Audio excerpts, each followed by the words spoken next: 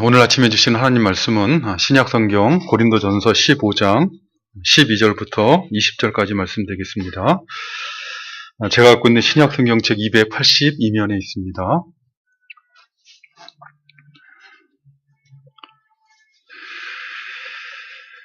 오늘 본문 말씀 찾으신 줄 알고 고린도전서 15장 12절 말씀부터 봉독해 드립니다.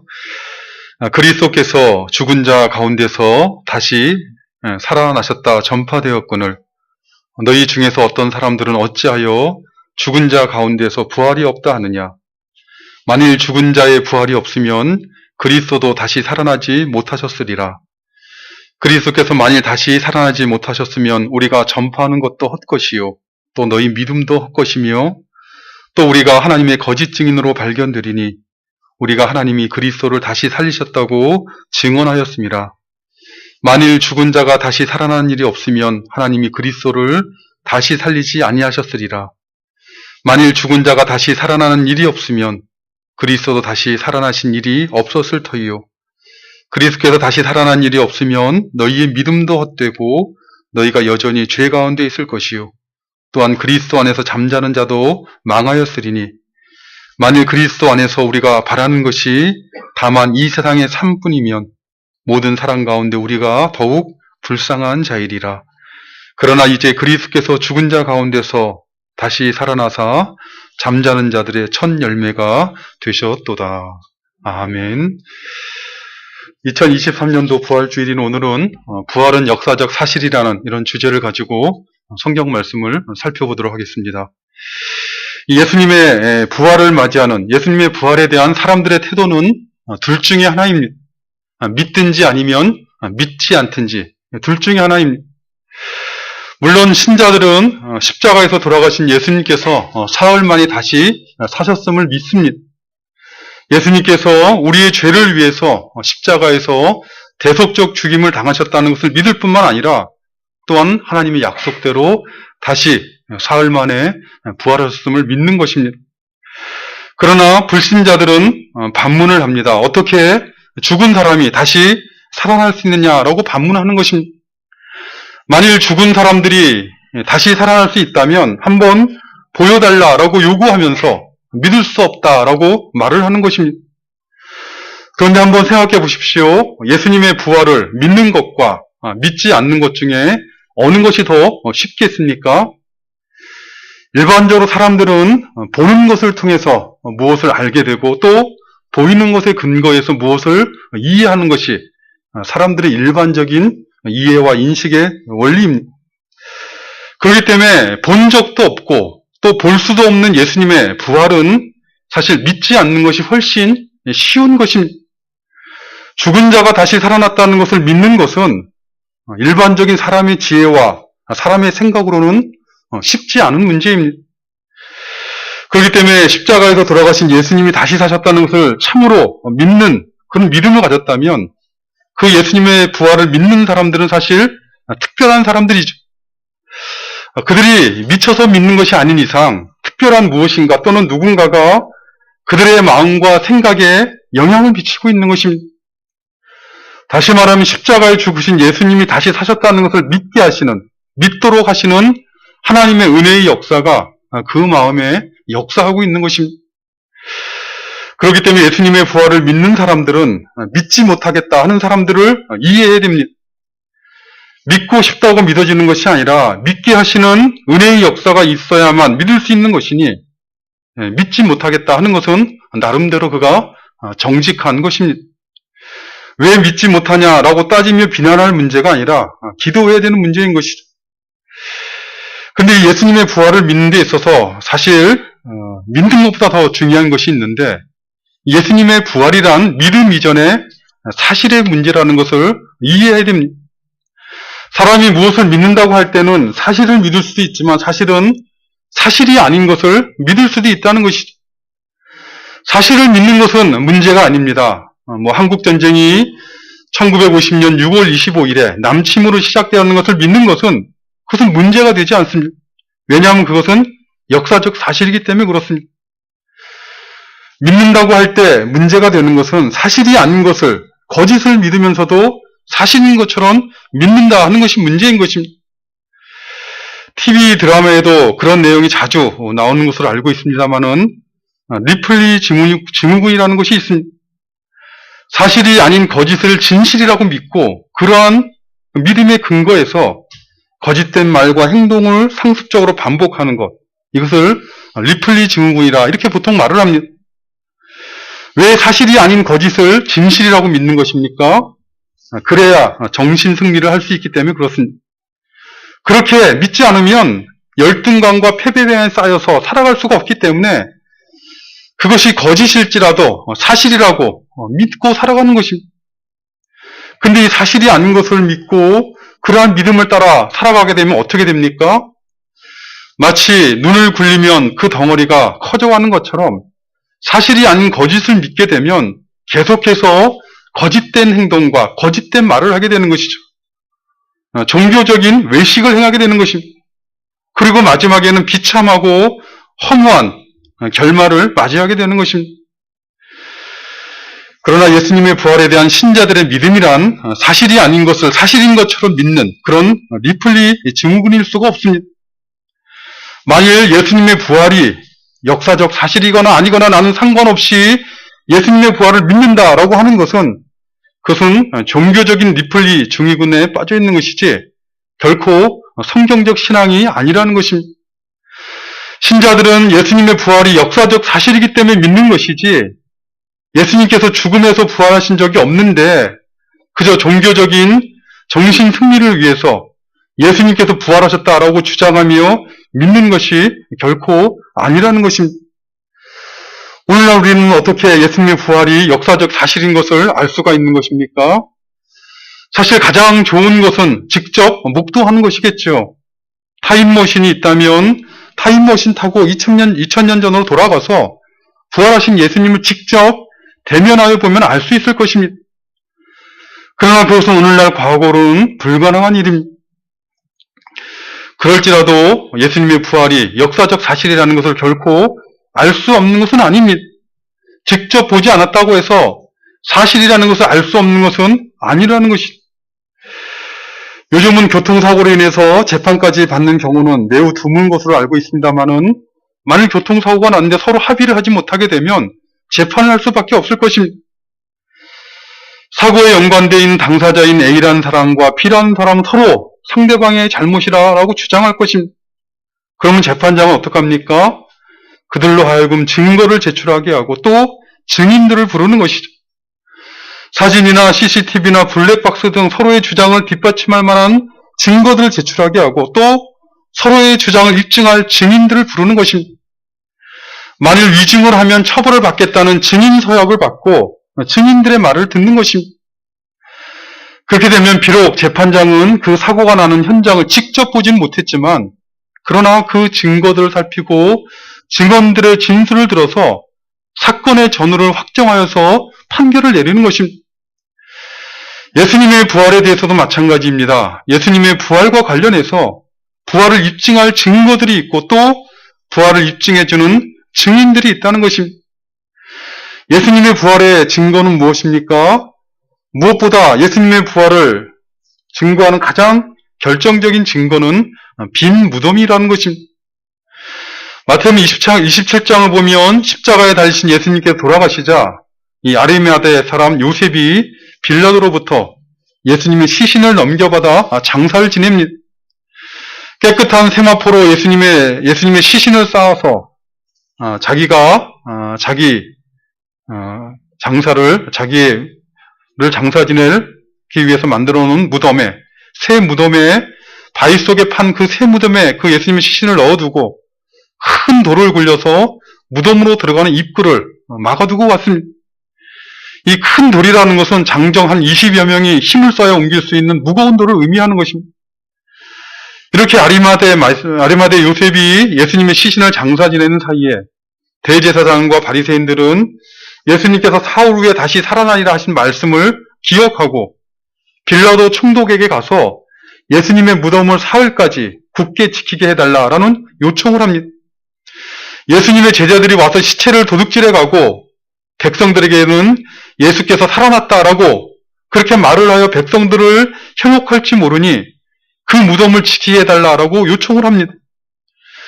빌라도의 허락을 받은 대제사장과 바리새인들은 그들이 힘쓸 수 있는 모든 방법들을 동원하되 특별히 경비병들을 데리고 가서 돌을 임봉하고 그 돌을 갖다가 막고 그 위에다가 표를 열지 못하도록 임봉을 하고 무덤을 굳게 지키도록 그렇게 하였습니다.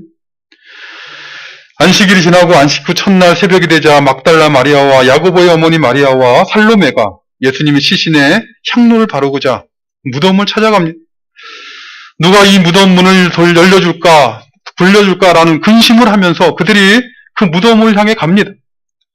근데 예수님의 시신을 장사 지낸 무덤에 가보니 벌써 입구를 막고 있던 돌이 굴러져 있었습니다. 무덤 문이 열려져 있었던 것입니다. 누가 이 무덤 문을 열었겠습니까? 이 무덤을 찾아간 여인들은 그 돌을, 무덤 입구를 막고 있는 큰 돌을 옮길 그 힘이 없는 사람들이었습니다.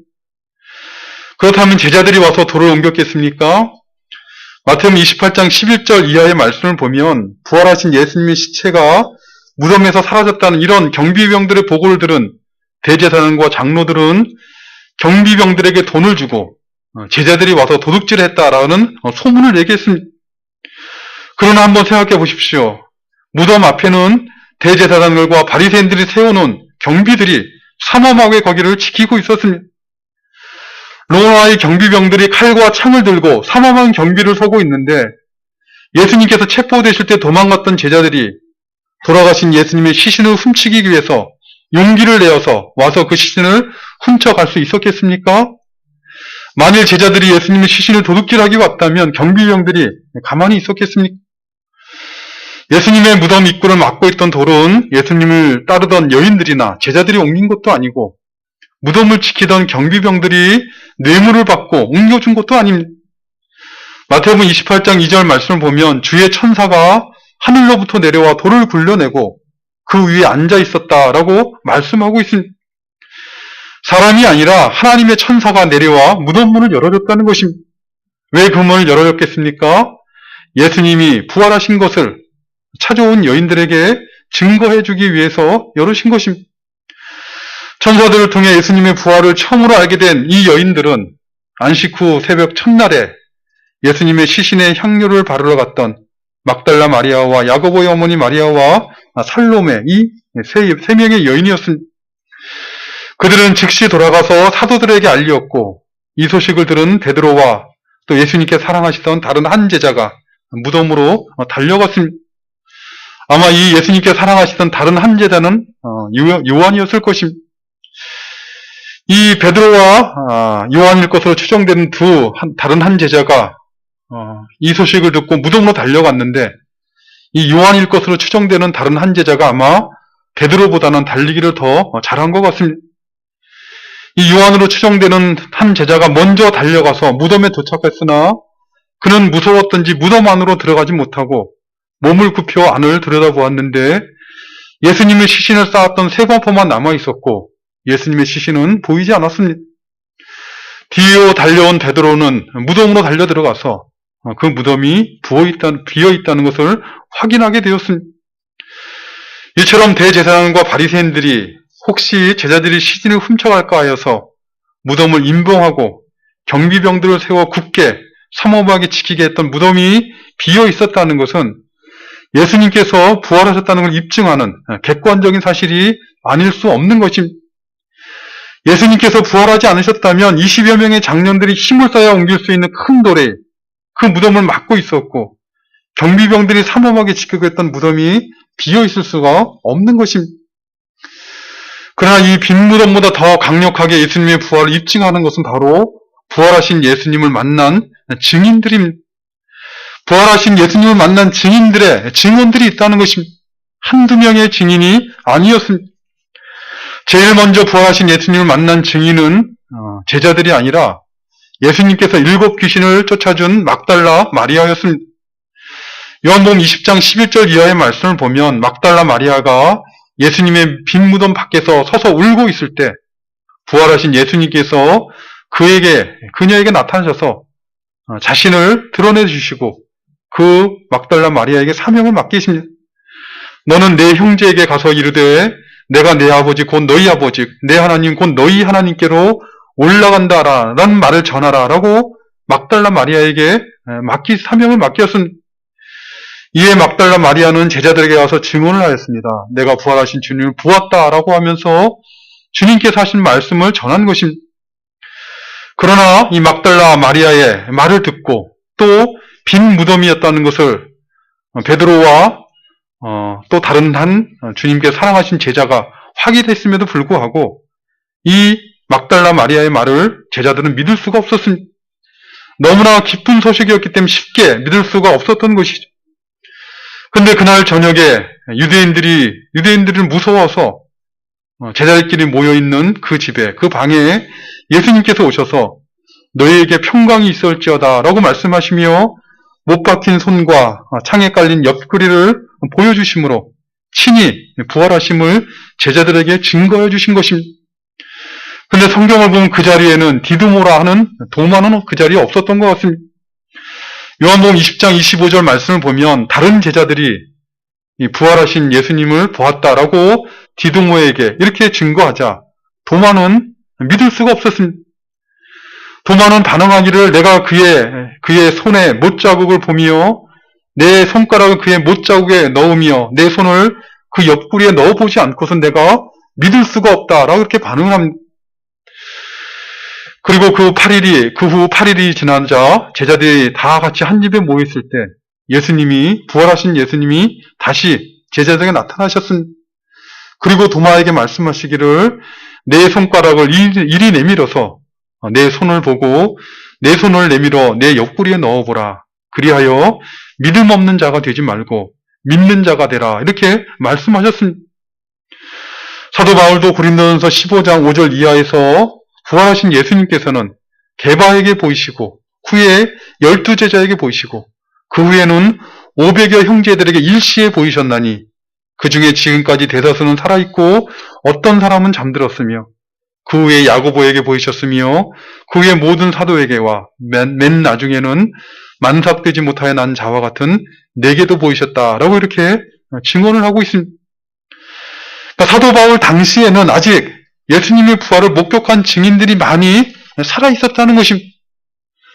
그러니 예수님의 부활은 이런 증인들의 증언을 들어볼 때 역사적 사실이라는 것이 물론 어떤 사람들이 이렇게 반론할 것입니다. 증인이 되었다고 해서 증인들이 하는 말이 다 참말은 아닐 수도 있다는 것이 거짓 증언을 하는 사람들이 있다는 것이죠.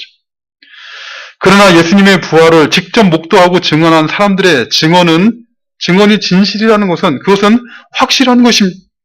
왜 그렇습니까? 12제자들을 비롯해서 예수님의 부활을 증언한 사람들은 예수님의 부활을 증언하는 일에 자신들의 생명을 바쳤다는 것입니다. 우리가 아는 것처럼 12사도들 중에 하나님께서 계시록을 기록하도록 특별하게 남겨두신 요한을 제외한 모든 사도들은 다 순교를 당하였습니다. 십자가에서 죽으신 예수님의 부활을 증언하는 일에 그들은 생명을 바쳤다는 것이죠.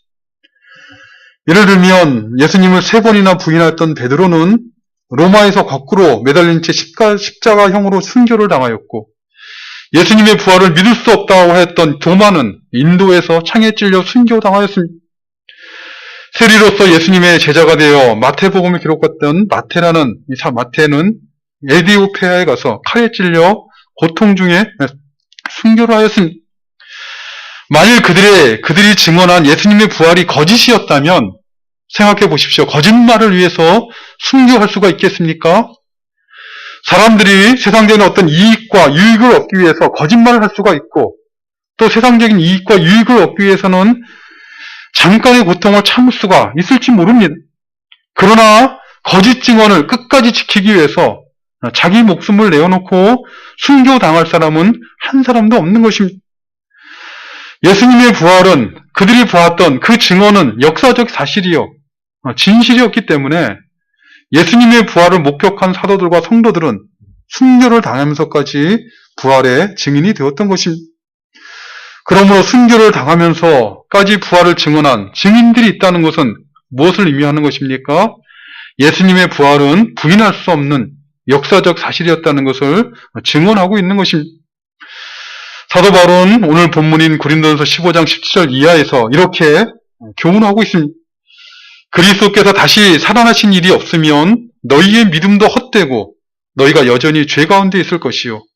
또한 그리스도 안에서 잠자는 자도 망하였으리니 만일 그리스도 안에서 우리가 바라는 것이 다만 이 세상의 삶뿐이면 모든 사람 가운데서 우리가 가장 불쌍한 자리라.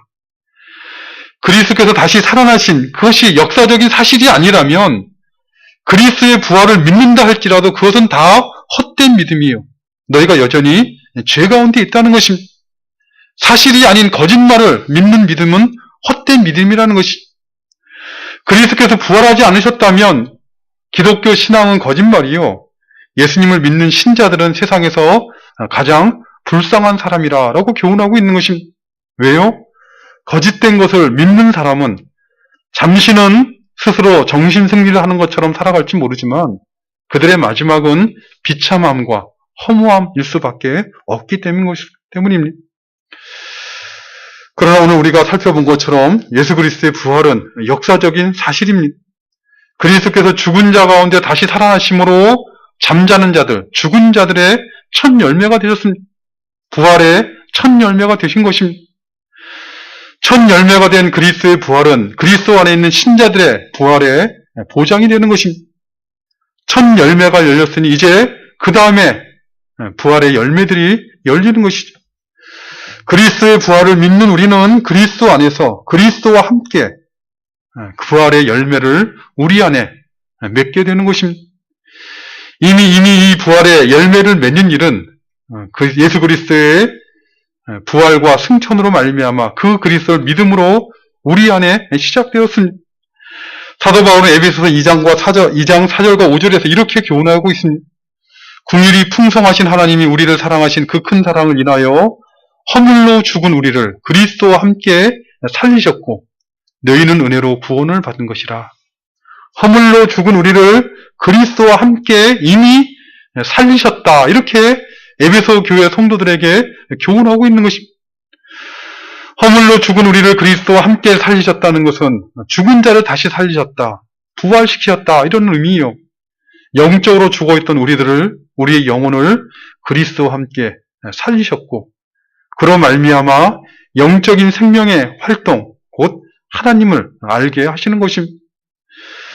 또한 하나님께서 이렇게 우리의 영혼을 살리심으로 그 하나님께서 우리의 죽을 몸도 그리스도의 영광스러운 몸으로 다시 변화시키실 것이라는 이런 부활의 소망을 가지고 인생의 날을 살아가도록 우리 가운데 은혜를 베풀어 주시는 것입니다. 특별히 오늘 우리가 나누는 성찬은 예수님께서 우리를 대신하여 몸을 찢기시고 피를 흘리셨다는 그것을 기억하고 감사드리며 믿음으로 받는 것이기도 하지만 동시에 이 성찬은 우리의 부활한 영혼, 우리의 영혼에게 양식을 공급해 주시는 것입니다. 우리의 살린 영혼, 우리 안에 부활시킨 그 부활된 영혼이 살아갈 수 있도록 영적인 양식을 공급해 주신다는 것입니다. 믿음으로 이 떡을 먹고 믿음으로 이 잔을 마심으로 하나님을 아는 사람으로 부활된 우리의 영혼이 강건해지며 또 부활의 소망을 가진 하나님의 자녀답게 살아가도록 은혜를 베풀어 주시는 것이 바로 성찬이라는 것입니다. 사도 바울은 빌립보서 3장 1절과 2절에서 그러므로 너희가 그리스도와 함께 다시 살리심을 받았으면 위의 것을 찾으라. 거기는 그리스도께서 하나님 우편에 앉아 계시느니라. 위의 것을 생각하고 땅의 것을 생각하지 말라라고 권면하였습니다. 부활주의를 맞아 받는 이 성찬을 통해서 우리가 그리스도와 함께 다시 살리심을 받은 자라는 그것을 확신하는 믿음의 삶을 살아가는 그런 영적인 양식을 공급받으시고 이 땅에서 우리가 살아가나 위의 것을 찾는 믿음의 삶을 살아가는 우리 모두가 되시기를 간절히 바라는 것입니다. 아버지 하나님 감사합니다. 오늘도 저희들에게 또 생명의 날을 허락하여 주시고 또 금보다 귀한 믿음 주셔서 하늘을 바라보며 하늘을 소망하며 하늘에 속한 백성으로 또 하루를 살아가도록 은혜 베풀어 주심을 감사드리옵나이다. 그리스도께서 십자가에 죽으시고 사흘 만에 부활하심으로 첫 열매가 되셨다는 것을 우리 심령이 늘 기억하고 그 부활의 열매에 참여하는 삶을 살아가는 우리 모두 되도록 도와주시옵소서. 특별히 오늘 받는 성찬을 통해서 영적인 양식을 공급받고 하나님을 기쁘시게 하는 삶을 살아가는 믿음과 힘과 지혜를 공급받는 복된 시간 되도록 도와주시옵소서. 예수님의 이름으로 기도드리옵나이다. 아멘. 이제